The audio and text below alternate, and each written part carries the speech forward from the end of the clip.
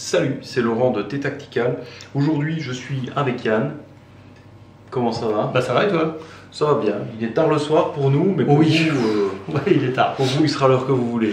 Mais bon. Donc là, on va vous faire un petit résumé des épisodes précédents. Donc, au niveau de tout ce qui est Shield Wall, en fait, ce qui s'est passé, c'est qu'on a commencé au départ sur une idée de sac à dos par balle, par venir avec le Mark 1, qui était donc une solution pour répondre aux problèmes d'armes de poing et éventuellement de shrapnel, donc d'éclats de certains... de bombes, hein, voilà, tout simplement, que ça soit bombe artisanale, grenade, etc. Ça n'arrête évidemment pas tout par les roquettes en plein visage, mais ça permet quand même de limiter un certain nombre de problèmes. Ça a été vraiment la première étape, qui a eu beaucoup de succès d'ailleurs. Ouais. Comment blinder un sac à dos? Exactement. Ensuite, sur certaines demandes, on a eu une évolution qui est arrivée, qui répondait à deux nouvelles contraintes en fait, qui étaient avoir un format qui puisse correspondre à un type de sac plus fréquemment utilisé, puisque sur la marque 1 on était plutôt sur du sac tac, comme on a ici, donc un Sitka, Falcon, ce genre de choses, du sac de 24 heures, alors qu'ici on a vraiment calqué le format sur du classeur A4. Je pense que là on verra bien. Voilà. Et donc tout sac qui peut transporter un classeur A4 peut donc transporter une Citizen. Et la Citizen, donc première contrainte qu'on a dû ajouter, ça a été le transport dans un sac un petit peu plus classique. Deuxième contrainte, on a ajouté une protection par lame. Mais qui va être une protection en perforation.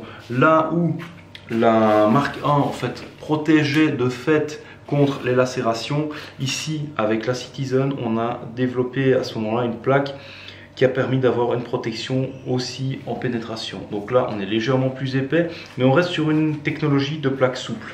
Ensuite, toujours dans la catégorie des évolutions, hop, on va remettre dans l'ordre.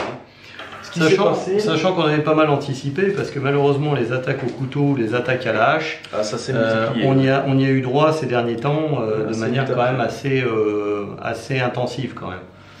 Suite toujours au retour d'expérience de différents viewers, de gens sur le terrain, donc bonjour à tous les milis et tous les mecs force de l'ordre qui nous regardent, vous reconnaîtrez. On a développé la marque 2 qui elle reprenait le concept de base de la marque 1, à savoir anti-arme de poing et anti-shrapnel et une certaine capacité anti-latération, mais avec un format légèrement revu, un tout petit peu moins haut, ce qui permettait d'être compatible avec beaucoup plus de sacs 24 heures et notamment dans la gamme 511 qui est beaucoup utilisée. Tout à fait. Ensuite, ce qui nous est arrivé, c'est que tout au long de ce processus-là, on a eu des gens qui nous ont dit oui, mais en fait le truc c'est qu'il nous faudrait quelque chose qui arrête les balles d'AK parce que vous voyez, c'est un risque qui peut arriver. Ce qui est logique parce que bon, quand on voit ce qui s'est passé au Bataclan ou ailleurs, effectivement c'est l'AK-74, l'AK-47 qui sont utilisés, donc des calibres d'armes de guerre, d'armes d'épaule, et donc avec des capacités de perforation qu'une plaque souple qui est en classe 3A ne peut pas encaisser, ça c'est clair. Voilà. Maintenant, petite précision à faire, quand on est sur ce type de plaque, on n'est pas démuni. Statistiquement, il faut savoir que la plupart des agressions à l'arme à feu se passent en fait avec des armes à feu tout à fait classiques. La 22 du grand-père, on était un peu énervé, voilà. De la chevrotine, des trucs un petit peu 6-4-2 trouvés un peu partout. C'est vrai, beaucoup d'attaques à l'arme blanche. Hein, donc voilà, donc, là on va avoir une certaine protection. Pour passer à une protection type anti-AK, on doit passer sur des plaques un petit peu comme celle-ci. Donc là, on va être sur du PE, on va être sur de la plaque rigide. Ça, c'est une plaque OTAN. Et donc, la plaque OTAN, c'est classique, hein, ça se met dans un porte-plaque, ça se met dans un gilet tac, comme on a sur Special Options. Mais c'est clair que si on compare ça à un format type sac à dos, c'est pas toujours super pratique parce qu'on va perdre une certaine hauteur. Donc, l'évolution suivante a été en fait de convertir une plaque de type classe 3 et de la rendre beaucoup plus adaptée au format sac tactique. Et de là est né, et là je dois dire qu'on est assez fiers, hein, est née la marque 47, qui comme son nom l'indique, est conçue pour, dans la lignée de la marque 1, marque 2, mais conçu pour arrêter les balles d'AK, donc le 7,62 par 39, jusqu'au 7,62 autant quand même. Voilà, on parle en balle FMJ standard, parce que comme là voilà. On est en classe 3, on est sur de la balle full metal jacket tout à fait classique, pas contre les munitions perforantes. Les munitions perforantes, il faut de la classe 4. Ça c'est un autre débat. Voilà. Et là on arrive dans des autres considérations. Ah bah après des problèmes de poids principalement. De poids et même éthiquement, c'est un matériel qu'on a toujours réservé vraiment aux professionnels. Donc ici on est en classe 3. On est en classe donc, 3. Question poids, épaisseur, en plus c'est plutôt un avantage et on arrête quand même de l'AK. Vous remarquerez ici que là aussi, pour faciliter un petit peu la vie de tout le monde, parce que c'est pas toujours évident de tout connaître sur le pare-balles, on a rajouté ces petites icônes là qui vont être présentes sur tous nos produits. Donc par éclat, là, quand c'est barré, ça veut dire que ça arrête effectivement ce type de truc. Si ça ne l'arrête pas, c'est pas dessus. Donc c'est aussi simple que ça. Par éclat, anti-AK, anti-cut, anti-stab, donc vraiment contre les coupures et contre la perforation, et puis contre les munitions d'armes de poing. Donc ça va se retrouver partout sur le site, sur chaque produit. Ça va se retrouver aussi sur les plaques de notre marque en tout cas. Tout à fait. Et donc à titre informatif, la marque 1 donc, avait la caractéristique anti-shrapnel, anti-arme de poing. La marque 2 forcément c'est les mêmes caractéristiques mais avec un format légèrement différent. La Citizen elle va faire anti-shrapnel, anti-arme de poing aussi, mais aussi anti-stab, anti-cut, et elle n'avait pas forcément l'anti-AK puisqu'on était toujours sur du 3A. Ici on est sur de la classe 3, donc on est venu ajouter l'anti-AK. Alors le gros avantage de là, c'est qu'on a véritablement une protection qui à la fois reste relativement léger. On a 2 kg 150 pour une dimension qui est à peu près de 41 par 22 par à peu près 2.4 ici. Donc c'est tout à fait respectable et il y a une bonne couverture tout en ayant un poids qui n'est pas complètement délirant par rapport au poids dans un sac à dos. Ça reste tout à fait light. Là on était à 765 hein, sur la... Exactement. Pour ceux qui connaissent, si vous comparez avec une marque 1, une marque 2, ouais. En fait on va avoir une épaisseur qui est plus ou moins triplée avec un matériau différent, attention. Donc ici on est bien sur du rigide et là on est sur du souple. Tout à fait. Et un poids qui est plus ou moins triplé aussi. Donc on reste sur quelque chose d'assez cohérent. Pour vous donner un ordre de grandeur, le poids de cette plaque se rapproche assez fort du poids que vous auriez si vous aviez une planche à découper en bois massif qui fait plus ou moins cette taille là. Donc je pense que c'est un ordre de grandeur que ça, plus ou moins tout le monde en a dans sa cuisine. D'ailleurs si vous voulez vous pouvez cuisiner avec celle-là aussi, ce sera peut-être dommage mais ça peut servir. Ça peut se faire mais toi et Jules va falloir qu'on discute. Voilà, et ça on en parlera plus tard, c'est la surprise. Donc ça en termes de poids, vous voyez qu'on est proche quand même d'un bois dur bien costaud, donc si vous voulez vous en faire une idée, ben voilà quoi. Donc 2 kg, combien tu disais? Alors 2 kg 150, ouais. Entièrement en polyéthylène balistique, donc le gros avantage c'est qu'on a un produit extrêmement stable dans le temps, qui à l'inverse des fibres aramides ne se dégrade pas dans le temps, c'est-à-dire que les fibres aramides c'est le Kevlar, c'est le Toiron. Dès que le fil de Toiron, le fil de Kevlar sort de la machine, ça on le sait, il commence à se dégrader au contact de l'oxygène. Hein. Quelle que soit la marque, quelle que soit la qualité. Quelle que soit la marque, la qualité, c'est un problème chimique. Donc par contre il met 20, 30, 40 ans à se dégrader, c'est pour ça qu'on a des gilets pare-balles en Toiron, en Kevlar, qui tiennent très très bien les tirs au bout de 10 ou 15 ans, c'est pas le souci. Là on est sur un matériau qui est le polyéthylène balistique, on est sur un plastique balistique en fait, donc il va être beaucoup plus stable dans le temps, tout en restant super léger, qui va avoir des capacités effectivement, y compris en termes de résistance. On parlait tout à l'heure d'attaque piquée, même de coups de hache qui pourraient arriver. À la base on en rigolait, mais en fait quand on voit ce qui s'est passé dans certains trains en Allemagne, on n'en rigole plus du tout. Là, ça, à l'intérieur du sac, on a là vraiment la possibilité, dans un recours ultime, de venir bloquer une attaque qui viendrait sur le sac va être transpercé, mais la plaque, elle va tenir. Et la plaque a éventuellement la possibilité même de capturer, sur une hache par exemple, de venir capturer l'arme. Donc elle pourrait bien rester fichée dedans. Petit truc qui a son importance aussi à signaler, si on prend cette plaque là, contrairement, d'ailleurs, juste histoire de vous montrer, c'est vraiment des trucs qu'on a développés à la base parce qu'on en avait besoin et qu'on n'en trouvait pas. Vous pouvez voir ici dans mon sac à moi, j'ai toujours un Mark 1 en fait qui ne me quitte jamais. Donc justement je vous montre ça pourquoi, parce que contrairement aux plaques souples, ça c'est un truc qui va plus rentrer nécessairement dans les poches d'hydration. Dans certains sacs peut-être, mais la plupart du temps là c'est un truc qu'il va falloir mettre donc dans la poche principale. Voilà, clairement. Donc, hop, ça je vous montre un peu mieux. Donc là on va être dans la poche principale. Je referme le sac autour. Oups, voilà, donc ça rentre nickel. Ça me laisse toujours la place ici. Bon, le classeur il est trop large pour que je referme. Par contre, en épaisseur, vous pouvez voir que j'ai toujours la place pour venir le mettre. Donc c'est pas un truc qui prend une place délirante en fait. Non, ça reste. Le but encore une fois, c'est d'aller et de rester assez discret. De ne pas manger toute la capacité du sac, parce que sinon ça serait contre-productif.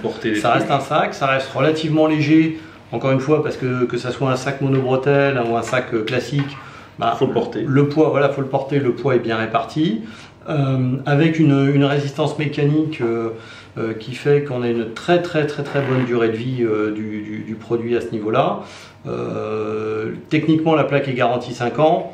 Je pense qu'on peut, c'est effectivement la limite de la garantie. Maintenant, c'est un produit qui sera stable, à mon avis, beaucoup plus d'années que ça, sans aucun souci, et avec une efficacité de protection qui dépasse la simple protection de l'AK en fait.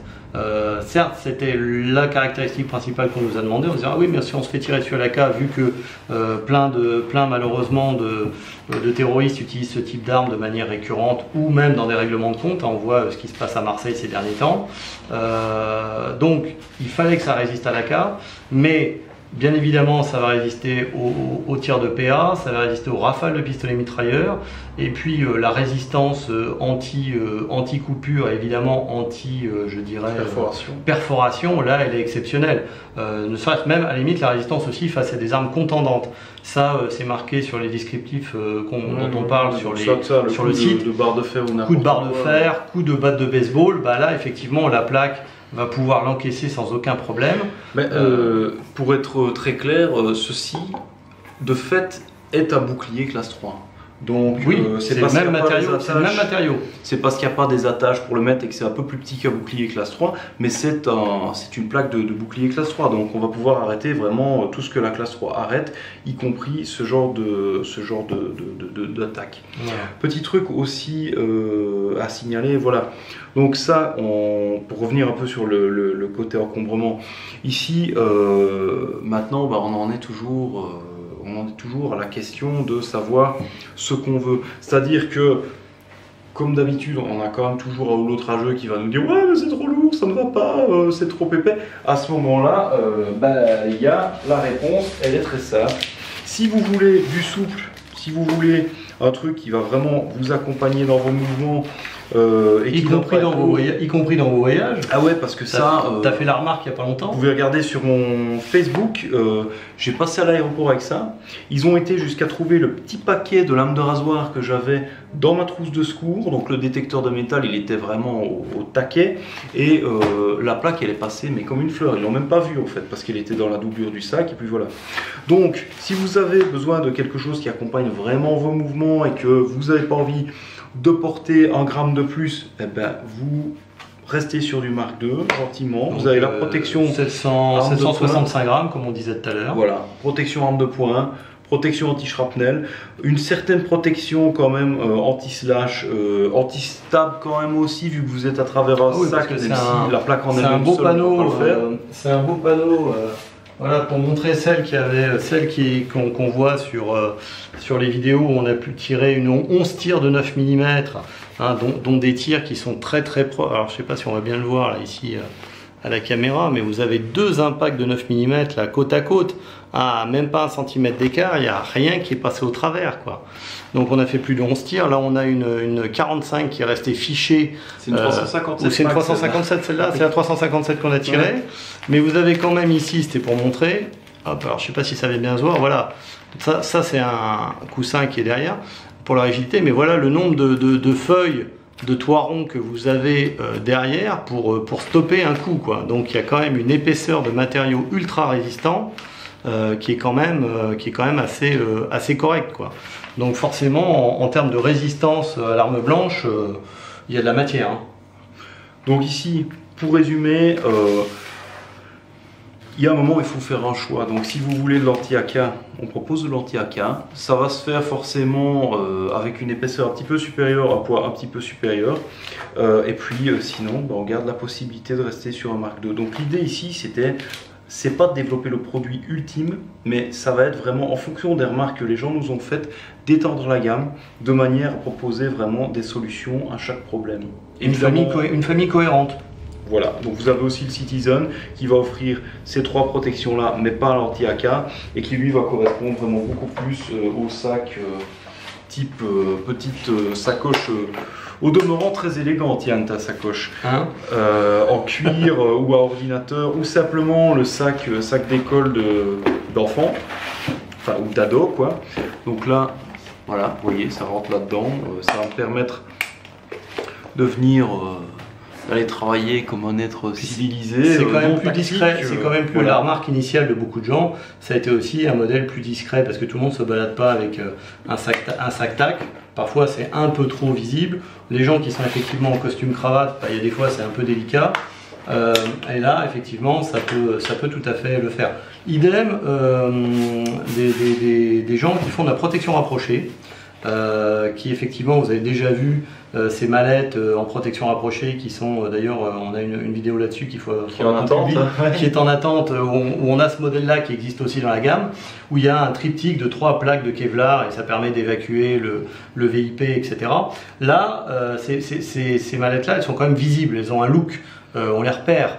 Alors que là, on peut blinder une mallette d'ordi de base qui passera pour ce qu'elle est, une mallette d'ordi, mais qui en fait a quand même une capacité balistique et permettra éventuellement à des gens d'une équipe de protection rapprochée d'avoir une protection balistique sans avoir ni un gilet voyant sur le dos, ni en se baladant avec des matériels qui sont déjà connus et reconnus et qui font tout de suite dire aux gens « Ah, là, c'est une équipe de protection rapprochée ». Voilà, donc ça peut aussi avoir ces avantages-là pour les pros, quoi. Voilà, donc en résumé, on s'adapte le mieux possible. Ici en termes de tarifs, donc on a vraiment une gamme qui est complète. On va avoir donc le Mark 1, c'est pas compliqué, on le fait plus. C'est une pièce de musée. Voilà. Ceux qui l'ont acheté, c'est une pièce de musée, les gars. Ils sont numérotés, donc ah oui, tout à fait. Le Mark 2, on est à 200 €. Donc pour arme de poing, plus une protection anti-shrapnel et une relative de fait protection anti-slash, donc anti-coupure.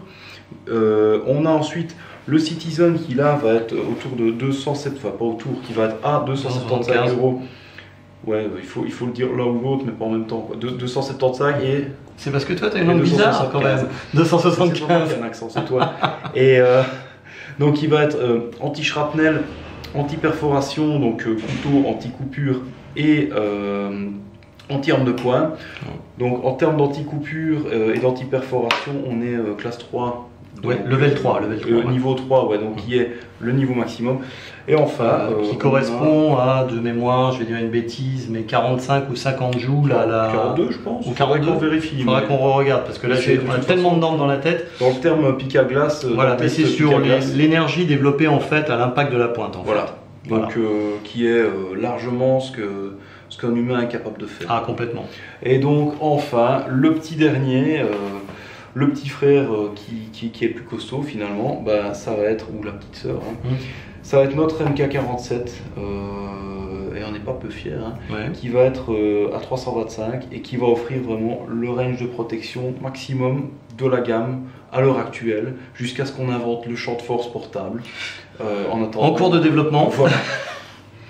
Donc voilà, donc ça nous permet d'avoir une gamme relativement complète et de vous donner le choix de voir un petit peu ce qui va être votre besoin. Oui, le rapport poids, discrétion. Donc voilà, si vous avez des questions, si vous avez des remarques, si vous avez des retours d'expérience, c'est-à-dire que cette vidéo elle va être là de manière permanente, donc dans 6 mois elle sera toujours là, dans 2 ans elle sera toujours là, il sera toujours temps de nous donner votre avis, parce que ce que vous voyez là devant vos yeux, en fait, c'est la preuve qu'on vous écoute et qu'on est toujours prêt à améliorer en fonction des retours d'expérience, que ce soit des professionnels qui sont là-bas dehors en train de maintenir l'ordre, ou tout simplement des gens qui sont tous les jours avec nos produits et qui nous font confiance et qui ont parfois des remarques. Les célèbres citoyens responsables. Exactement, de plus en plus rares, mais on espère réintroduire l'espèce en Europe. Donc voilà, d'ici à la prochaine fois, je vous souhaite une bonne soirée, un bon repas, une bonne journée, ce que vous voulez. Pour nous c'est le soir, mais pour vous, vous regardez la vidéo quand vous voulez évidemment. Donc voilà, Yann, on se voit bientôt et en attendant, n'oubliez pas de vous abonner, n'oubliez pas de liker la vidéo, mettre un pouce bleu, tout ça, de nous soutenir éventuellement, ça fait toujours plaisir. Et donc voilà, Yann, je te dis à bientôt, les viewers, je vous dis à bientôt, et voilà, ciao ciao. C'est parti, à bientôt.